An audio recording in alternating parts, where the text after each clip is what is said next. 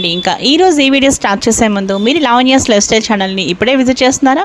అయితే ఆలస్యం చేయకుండా లావణ్యాస్ లైఫ్ స్టైల్ ఛానల్లోకి వెళ్ళి అక్కడున్న వీడియోస్ అన్నీ మీరు బాగా వాచ్ చేయండి. ఇంకా వీడియోస్ మీకు బాగా నచ్చితే లైక్ చేయండి, షేర్ చేయండి. అలాగే లావణ్యాస్ లైఫ్ స్టైల్ ఛానల్ని సబ్స్క్రైబ్ చేయడం మాత్రం మీరు మర్చిపోకండి. ఇంకా ఈరోజు మనం ఈ వీడియో అంటే చూసేద్దాం పదండి ఫ్రెండ్స్.